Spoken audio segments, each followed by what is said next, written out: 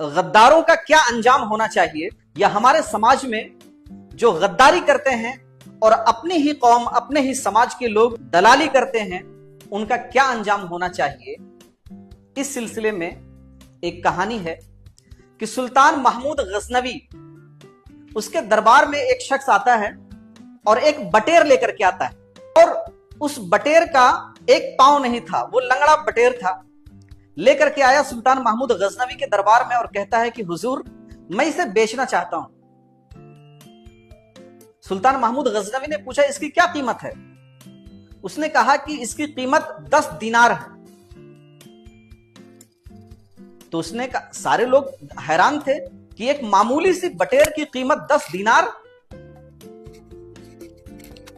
तो सुल्तान महमूद गजनवी ने पूछा कि इसकी खासियत क्या है, इसकी खुसूसियात क्या है इस बटेर की?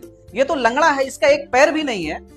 तो बटेर बेचने वाले ने कहा कि हुजूर, ये बटेर जब मैं शिकार करने के लिए जाता हूं बटेरों का, तो इस बटेर को लेकर के जाता हूं और जाल के अंदर इस बटेर को रख देता हूं, और ये अजीब तरह से ये आवाज निकालता है, और इसकी आवाज सुन करके सारे बटेर इकट्ठा हो जाते हैं, और मैं इसकी आवाज सुन करके जो सारे बटेर आ जाते हैं, मैं उन सारे बटेरों का जाल फेंक करके उन सभी का शिकार कर लेता हूं।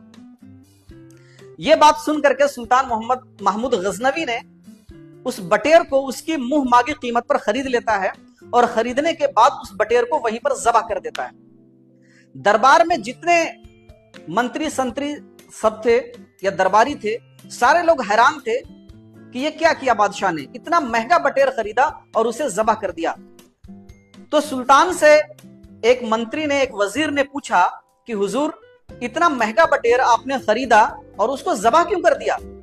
सुल्तान महमूद गजनवी ने एक तारीखी जवाब देते हुए कहा, जो भी शख्स अपनी कौम से और अपनों से और अपने देश से गद्दारी करेगा, उसका यही अंजाम होना चाहिए।